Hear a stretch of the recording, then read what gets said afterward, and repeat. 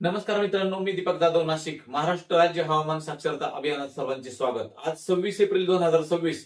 तर मित्रांनो बघा, भारतावर सध्या जर बघितलं तर अतिशय जबरदस्त तापमान वाढलेलं आहे. याचं कारण हीट डोम कंडिशन बनलेली आहे. तर काल जर बघितलं तर बिहार, उत्तर प्रदेशमध्ये विक्रमी तापमानाची 46-47 अंश सेल्सिअस तापमानाची इतकी नोंद झाली.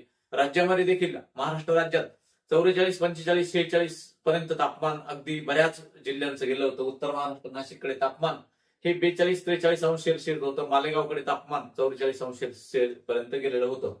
आता ही हीट डोम कंडिशन म्हणजे काय? एक साधारण रचना आहे. आपलं प्रेशर कुकर असतं, आपण जेव्हा भात शिजवतो तर मध्ये हवा दाबली जाते आणि वरून झाकण असतं. झाकणामुळे काय होतं, हवा वर जाऊ शकत नाही आणि तशीच कंडिशन या ठिकाणी बनली आहे. भारताच्या वरती एक डोम बनलेला आहे आणि तुम्ही बघू शकता, हिमालय हा जगाचं डेफिनेशन आहे. तर हा डोम हाय प्रेशर एरिया बनलाय. याच्यात काय होतं की सूर्याकडून येणारे जे काही उष्णता आहे ही अडून धरली आहे आणि ढग नसल्यामुळे ही अंतरिक्षात जात नाही. आता ही हीट डोम कंडिशन म्हणजे काय? स्क्रीनवर बघा, एक भारताचं एक चित्र तुम्ही बघू शकता. जो भगवा कलर, लाल कलर दिसतो ते म्हणजे अतिशय उष्णता ही भारतावर आहे. तर सध्या भारतावर डोम म्हणजे हीट डोम बनलाय. हीट डोम म्हणजे काय? तर वातावरणात तयार होणारी अशी स्थिती ज्यात एखाद्या भागावर उच्च दाब म्हणजे हाय प्रेशर तयार होतो आणि ज्यामुळे त्या भागात प्रचंड उष्णता अडकून राहते. एकतर भारताच्या उत्तरेला जगातील सर्वात उंच असा हिमालय पर्वताच्या रांगा आहे आणि या हिमालय पर्वत हा जगाचा वेदर हवामानाचं डेफिनेशन आहे. आता हा हीट डोम कसा तयार होतो मित्रांनो? तर वरच्या वातावरणात हाय प्रेशर सिस्टम तयार होते. हा थर जणू एका झाकणासारखे काम करतो. हवा गरम होऊन वर जाते आणि त्याचे कारण ग्रीन हाऊस गॅसेसचे जे वर आवरण असते ते आवरण काय करते, त्या हवेला, गरम हवेला वरती जाऊन देत नाही.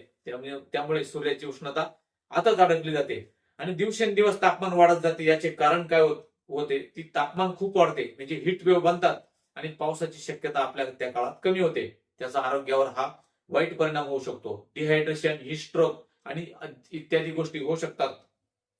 तर हा हीट डोम कधी कुठे कुठे बनतो? तर जो काही वाळवंटी प्रदेश आहे, अमेरिका, कॅनडा आणि भारतातील काही भागात कधी कधी अशी परिस्थिती बनते.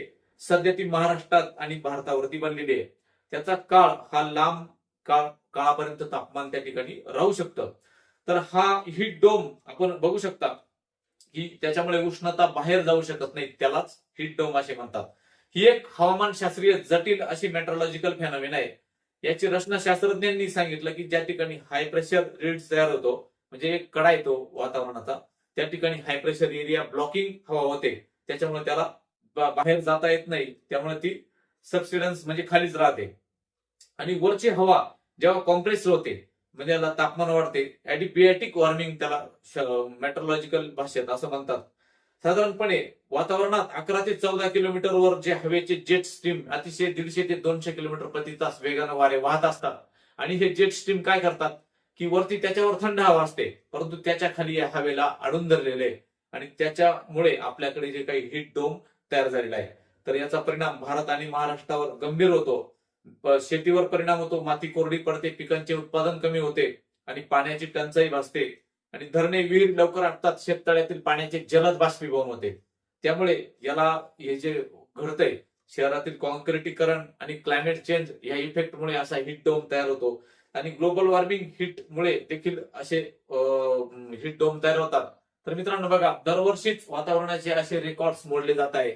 तर याचं कारण हीट डोम तयार होण्याकरता जो काही पूर्व प्रशांत भूमध्यरेखीय प्रशांत महासागर आहे, पश्चिम भूमध्यरेखीय प्रशांत महासागर, तर या ठिकाणी लानिनाची कंडिशन आहे सध्या. त्यामुळे फिलिपाईन्स, इंडोनेशिया, जावा, सुमात्रा जवळ समुद्राचं तापमान खूप आहे आणि या समुद्राच्या तापमानात जे काही ऍटमॉस्फिअर म्हणजे वाफ तयार होते, कधी कधी अशी कंडिशन तयार होते का हीट डोम तयार होतो आणि या हीट डोममुळेच वातावरणात अडलेली हवा, त्याच्यामुळे सध्या जे टेम्परेचर आपल्याकडे वाढलेले आहे आणि हे टेम्परेचर साधारणपणे पुढच्या 15 दिवसापर्यंत राहण्याची शक्यता आहे. नंतर जेव्हा हीट डोम सरफेस होईल त्यानंतर वातावरण पुन्हा एकदा हवा सुटेल आणि आपल्याकडे उष्णता ही कमी होईल. ते 15 मे नंतरच या कंडिशन दिसतात. तोपर्यंत टेम्परेचर हे कमी अधिक प्रमाणात राहण्याची शक्यता आहे. हा अंदाज सगळ्यांनी लक्षात घ्या आणि उष्णतेत जेव्हा तुम्ही बाहेर उन्हात जाल त्यावेळेस मात्र डोक्यावरती कॅप घ्याला, काही रुमाल घ्या किंवा ओला करून घ्या आणि भरपूर पाणी प्या, कारण या वातावरणामध्ये डिहायड्रेशन होते आणि जे उष्णतेचे उष्माघात होण्याचे प्रकार, या ठिकाणी उष्णतेचा स्ट्रोक येण्याची शक्यता असते. म्हणून सर्वांनी काळजी घ्या. धन्यवाद.